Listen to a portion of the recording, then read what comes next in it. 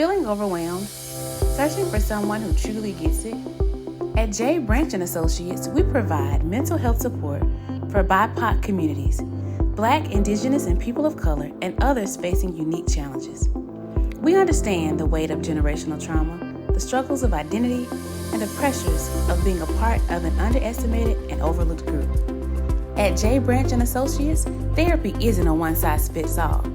We create a safe, culturally aware space where you can feel seen, heard, and understood.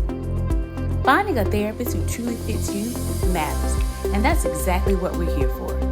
Our team of highly trained licensed therapists bring compassion, empathy, and real-world experience to help you on your journey to healing and growth. We're committed to helping you become the best version of yourself. Ready to take the next step? Visit us at www.drjbranch.com for more information, or call or text 404-436-2540 to schedule your free 15-minute consultation. You can also book your first session today. Thank you for choosing J. Branch and Associates, therapists of color providing exceptional care to BIPOC communities, quality service, exceptional care from authentic professionals. Three parallels. Yeah. Three parallels. Yeah. Three parallels. Three Parallel Podcast. Come take this walk with me. Welcome back to the Three Parallels Podcast with your host, the Dr. Jason Branch, where we rediscover who we were, we embrace who we are, and we make room for who we're trying to become. On today's show, I got a trip for you. Now, this trip is a journey that we're going to take together that I took several years ago that came up in conversation, and I decided I got to talk about it on this podcast. And the title of the episode alone lets you know this is going to be a story, because how can you have a story about Argyle socks? Wouldn't be me if I didn't. So let's dive into the story. Before we dive in, my disclaimer, this show is not a substitute for therapy. Go get your therapist. This show is to give you a perspective. And to me, when it comes to perspectives, once we gain a different one, then we can shift and change. That's all I want to offer, is a different perspective. And I want to help people become the best version of themselves. How do we do that? By learning from other people, including me. So thank you for tuning in. I appreciate you for being an avid listener. Share this information. Don't keep it to yourself. Give it away. Every episode, think of somebody you can share it with and send it to them. You ain't got to say nothing, but you're welcome. All right, let's get to the show. So, Argyle socks. So I was talking to one of my mentees. As you all know, that's what I do.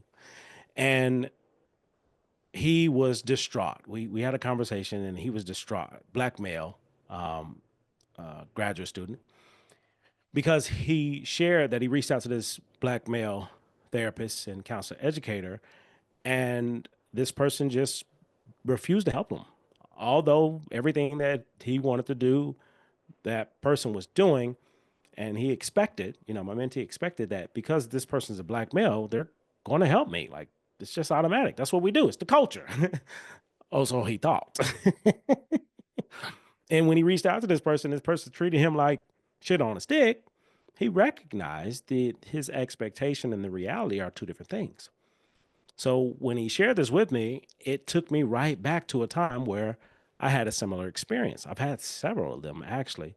That's why I'm not surprised when my mentees or even clients share, the disheartening news that somebody that looks like them hurt them. Somebody that's in a position to help hurt them. Somebody who's been where they've been decided not to help or guide a light or give love or share anything besides things that don't help, but things that hurt. So it took me to a place, and I didn't even recognize that I was still dealing with that even all these years later. So I told him the story that I'm going to tell you now. And the story is, when I was on my journey to become Dr. Branch, this journey lasted 6 years before I ever got into a doctoral program. So for 6 years, I'm out here in these streets trying to figure out, how can I get in to be Dr. Branch? And I got rejection after rejection, just part of the journey. And through these rejections, I built some resilience, and I learned a lot. And if I could go back, I wouldn't change a thing about taking 6 years to get in a program, because I developed into somebody who was able to do a lot of amazing things during the time that I was in the doctor program that I couldn't have done 6 years prior. So during this journey, I met a lot of friends, a lot of mentors, a lot of colleagues, a lot of people who just were helpful along the way of the road. And one particular mentor, I got to give a huge shout out, Dr. Alicia Battle, who's at Tulane University right now doing big things. Dr. Battle prepared me for war. Ooh, Dr. Battle prepared your boy for war. Because during this mentorship journey, learning about PhD programs and how to get in and the whole culture of it, which I knew nothing about, she knew a lot about because she was in the same space. She'd been there and done that. So she knew how things were and how things worked based off of systems and academia and everything else in between and peopling. So she was very mature and knew things that I had no idea about and that I was about to get into, that she tried her best to prepare me and shield me from, but there was only so much protection she could give, like a big sister. You know, she just always had my back and looked out for me. So this one particular time, she was going to the institution that she was a student at to do some final reviews for her dissertation. And so she asked, "Hey, this particular school is one of the schools on your list for PhD. I'm going up there anyway. You want to roll? I can introduce you to some people. You know what I'm saying? You can shake some hands, kiss some babies, get to know some folks. You know, get up out of there." And I was like, "Yes, please, sign me up." I was ready. Let's go. Let's get it. So we drive up there. We get up there, and she goes, you know, deal with her thing. And during this time, several years ago, backstory to the front story, the reason I was so infatuated with becoming a psychologist initially is because that's all I knew. All I knew about psychology or seeing Black people doing psychology was through ABPSI, which is the Association of Black Psychologists, which I never knew about until I was in my master's program. So I went to a conference there during the times in my master's program, and that's why I became infatuated. Oh my God, I want to be a psychologist, not recognizing I was born to be a counselor educator. Didn't know at the time. But that conference exposed me to so many Black people that were psychologists. I knew that's what I wanted to be. So during my time there, I met some graduate students, some doc students, and you know, they were so loving and supportive and like, man, you're on your journey, want to get a PhD and you're in a master's program, blah, blah, blah. It was just love, energy. And we still connected to this day. It was just energy and love. We all in the same boat trying to figure this thing out. And there's one particular student I connected with who ended up getting in the PhD program at that particular school that Dr. Battle was at as well. Small world. Breadcrumbs. Get your notebook, y'all. We finna go somewhere. So the breadcrumbs was this particular person was at that school. And I was like, yo, let me reach out and see what life is like on the other side as a doc student. And he said, cool, come through. I'm like, yep, done. So now I got a goal. Not only am I going to visit the school, see about this program, I can meet somebody who's in there, who's doing it, and get insight from him. A Black male. So we pull up, we get there. Dr. Battle goes do what she does. She's like, yo, go do what you do. We get back together for lunch. Cool, done. So I connected with that student. I don't even have a name for him. So I'm trying to be respectful of names, and I don't want to name folks who didn't say that I could name them. Again, I ain't trying to get canceled by people that can't cancel me. Oh, talking shit on your own show. You can do that when you pay the bills. Yes, indeed. But this ain't about me. This is about you. Okay, we're back. Man, I know y'all. Listen, I enjoy this. Whether you do it or not, I enjoy it. So, yes, I'm going to laugh at myself. I've been doing it my whole life. I'm going to keep doing it. I'm just glad you're doing it with me, and I can hear you laughing through the speakers. Okay, and we're back.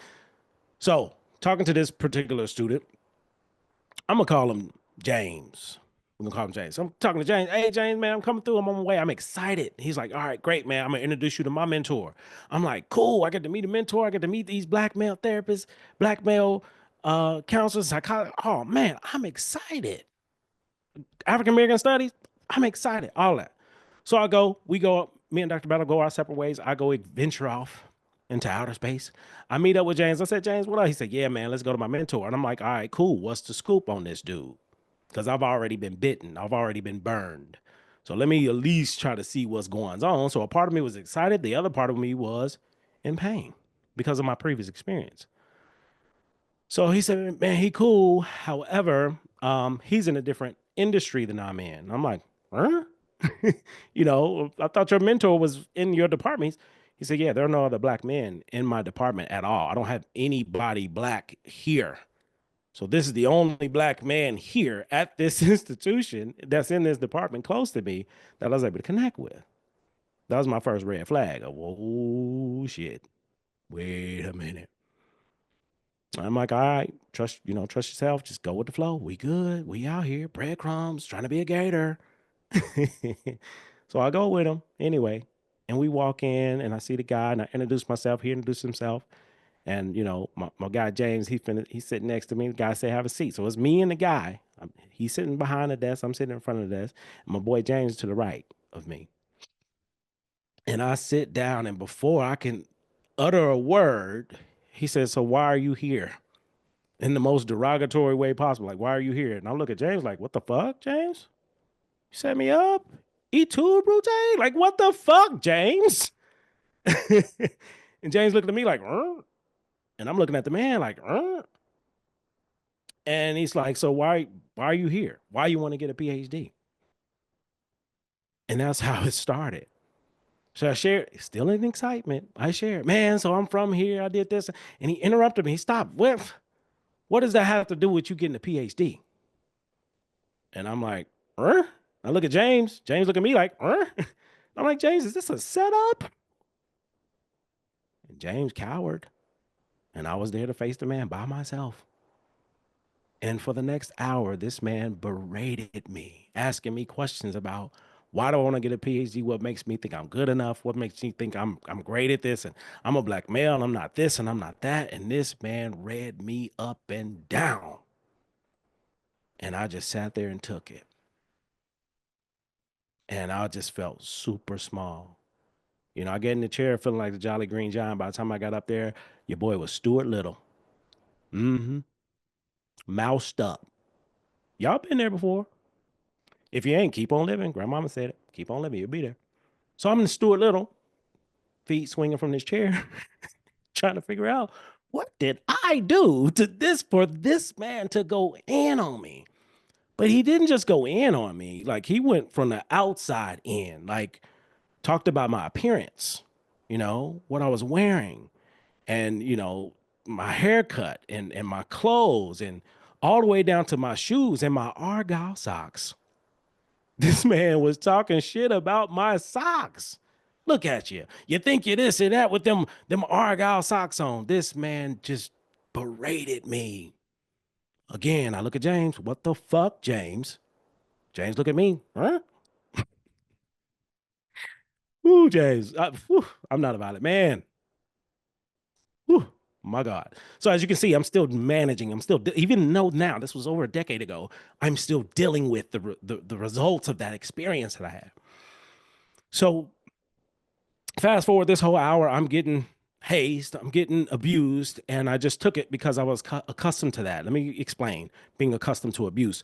Within the black culture, more often than not, it's a level of respect. If somebody's older, if somebody has a PhD, if somebody's this, if somebody's that, period. Older black male, there is a respect there. I got a father. This is what my father taught me. I sat there and took it because in my mind, this person is above me. So therefore, I have to respect him and what he brings to the table. And what he brought was hell. And I took it. On top of that, just the trauma of being a black male in America, we're just accustomed to just taking the shit. That's what we do. We take it and we say nothing. So I'm dealing with layers of my own shit in the basement. But here I am in the living room, get my ass handed to me by another man that looks like me, that's in a position to help me, and he decided to hurt me. And he took that knife and turned it, and he just kept going. I gave him my resume, my CV. He chopped it and screwed it. I mean, I was a fit. T-Pain couldn't even do what he did to me. I was officially chopped and screwed. Screwed. I was chopped and screwed. The boy cut me up. And I'm like, man, that was undergrad. Yeah, I was fucking around in school, blah, blah, blah. This is ridiculous. This is blah, blah, blah, blah. Master's program. Why did it take you so long to do this? Why did it do that? And I'm just like, James, get this man. I felt like Kevin Hart. James, help me. Help me, James. And James over there like Stuart Little too. Mm-hmm. We both Stuart Little taking hell from this man. By the end, when I grabbed my tore up resume, CV, GPA, all that, packed up my little Stewart little boot bag, my Argyle socks, they drooping down now below the ankle.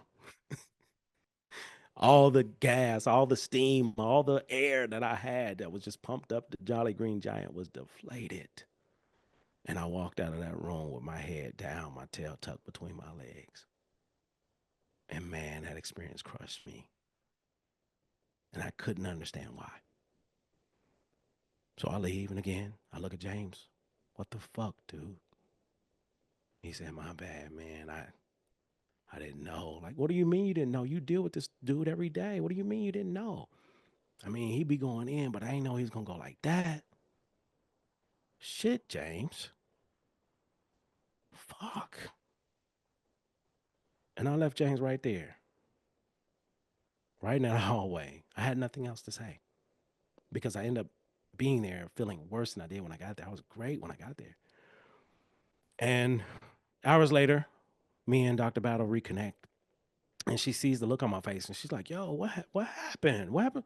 What's up with you and your boy? Like, I'm disheveled, you know what I'm saying? Shirt hanging out, I'm buttoned, Argyle socks sliding. It's the work. One shoe on, one shoe off, holding. It was bad. And she said, what's going on, Jay? Like, what's the deal? What happened? And I shared the story, and she was like, all right, cool. What office is he in? Let's go talk to him. I'm like, nah, nah, we good. I'm all right. And it was a moment, and she decided to pour me in during this moment. This moment was life changing for me, and that's why I want to share it with you. So we sat down, we ate. I couldn't even eat, and she said, "So what happened?" And I told her the story, same thing I shared with you all. And she said, it's interesting he came at you like this, but I'm not surprised. I don't know the man, but I know behavior. And she said, Jason, this whole berating that you experienced had nothing to do with you and everything to do with him. And I want to show you. And I'm like, huh? She said, yeah, let me show you. So let's reflect. Let's, you're a therapist. You do this therapy thing. I don't do therapy. I'm speaking for Dr. Battle. She said, let's process what's happened. Started from head to toe. So this man talked about your CV, resume, blah, blah, blah, blah, blah. And he talked about, your hat, your this and that. Let's start with his head. What was on his head? I said, nothing. He had no hat on or nothing. I said, okay. Just curious, what do you have on your head? I said, a full head of hair. She said, what he has on his head? He was balding. Oh. Oh, okay. Okay, now I became curious. She said, yeah, you still have your hairline, Jason. It's simple, small, simple. She said, it could have been that. But let's go further. What about his face? Was he easy on the eyes? I was like, nah, not really. Kind of Gollum looking. Jason, you're a pretty attractive guy. Could be that. Let's go further. What about his facial? Was there facial hair? You have a beard. Does he have a beard? I said, yeah, he had a beard. She said, was it well kept? I was like, no. Was it as black as yours? I said, no, it was kind of salt and pepper, extra gray. Now, this is when I wasn't salt and pepper, extra gray myself. But during that time, it was jet black without Just for Men. There was no Just for Men happening at that time. I was like, yes, it's black. Okay, let's go further. And I'm talking about, she read this man like he read me. And she made it about him. Let's talk about the person and the behavior and what may be going on with him in his basement that he put his shit out and put it on you. And that's what she did from head to toe. Exactly what he did to me. And I'm there in real time watching this surgeon perform surgery on this horrible ass person because of his behavior. It's not the person, it's their behavior. And we went further. What about his shirt? Did he have on a button-down shirt and a tie like you? Nah, he had on a t-shirt. Really?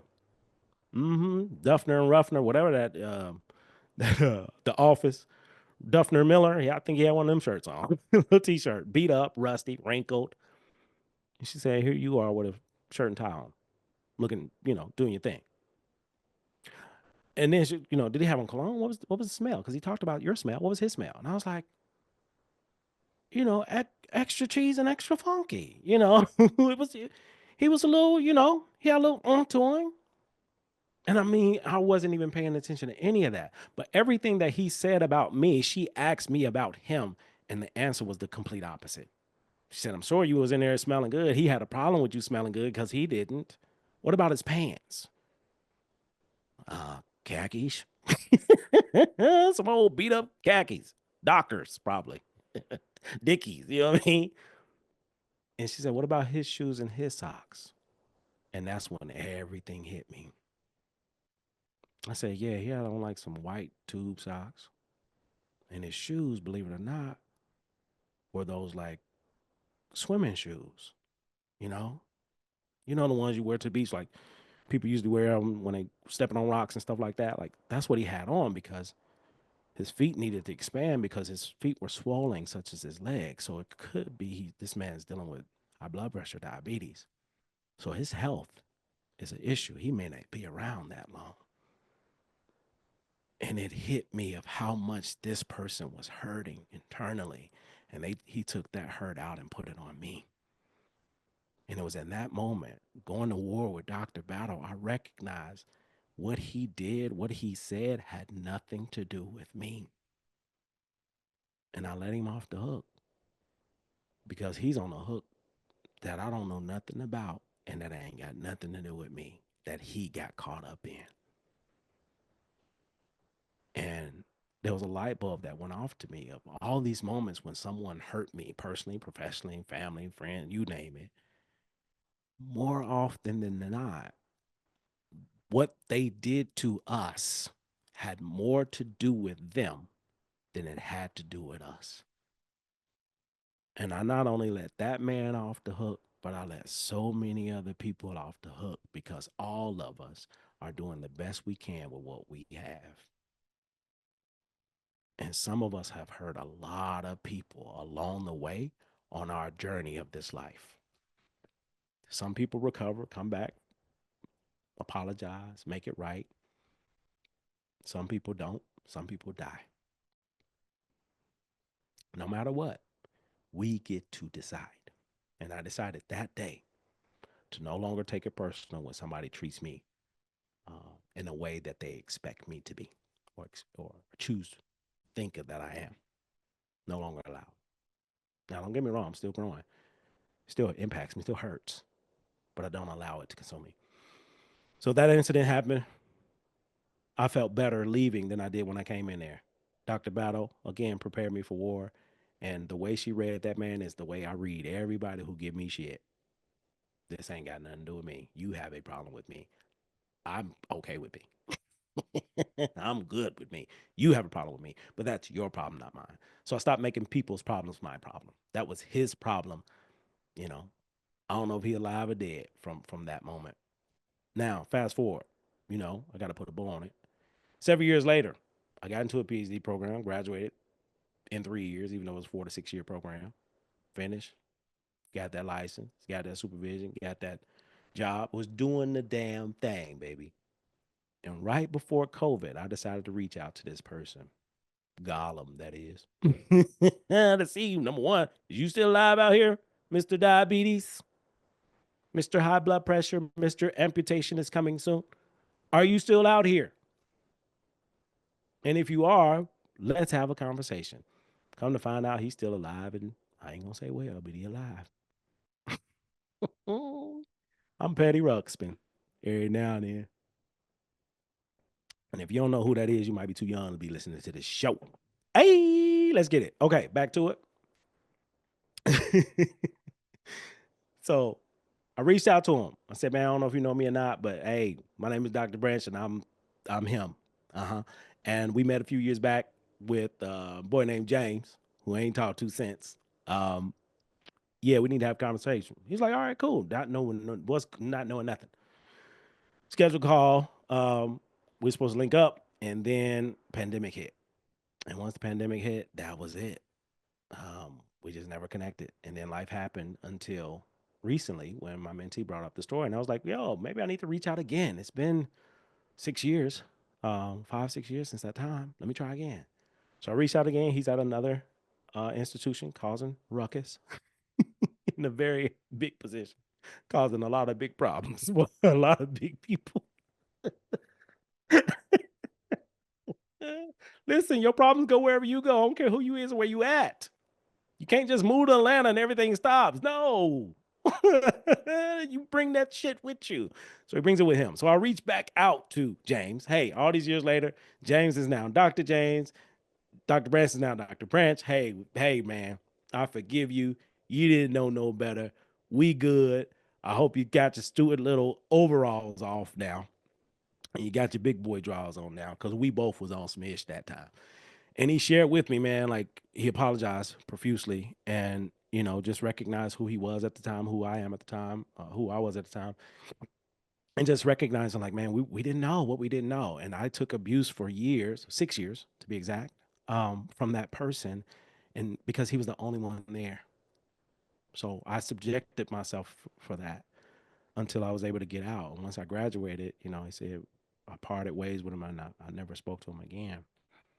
But I was made aware that he hurt a lot of people throughout that program, throughout that department. And it was because of his own stuff. And he crushed that man as well. And he's mentioned, like, yeah, I'm still working through what that man did to me. I had 1 hour of him. This man had 4 to 6 years. Made my story feel like nothing compared to whatever he dealt with. Fortunately, he recovered, or he's recovering. But it happened. And the three of us, the man I just mentioned, myself, James, and my mentee, we're not by ourselves either. And this is just not for black men. This is for all people, because all people have been impacted by other people. I don't care who you are, where you from, background, culture, upbringing, money, no money, broke, fine, ugly, whatever, fat, small. I don't care. Whatever you are, whatever you claim yourself to be, we've all been through it. But what do you do with it is the question. So my challenge to you is do something with it, whatever it is. And if you know somebody, have a conversation. And if you've done it to somebody, apologize. It's never too late. We appreciate it. Don't matter when it happens, as long as it happens before you're dead. Because if I'm not working through my stuff, then I'll be waiting on you to forgive. I'll be waiting on you to apologize to me, and you dead. Been gone. I'm not getting that apology. I can stand at your grave and listen. It ain't happening. You better give it to yourself. So even when Mr. Argyle, because that's his name now, Dr. Battle and I, we had this joke to this day. I see you out here, Branch, with your Argyle socks. We laugh about that shit all the time now. It's a running joke between us. Because look at where I am, and who knows where the hell he is. Meaning, emotionally, mentally, spiritually. Physically, yeah, he's still here, but he might be on his last leg. No pun intended. Hashtag diabetes. Petty. Teddy Pendergrass. Petty Pendergrass. Big shout out to Matt Bonner, Dr. Matt Bonner. Much love, brother. Petty Ruxpin at its finest. Just want to give a shout out. And the brothers of 580 segment, just gonna give y'all love. Kappa Alpha Psi, Mega Psi, Alpha Alpha, Alpha Phi Theta.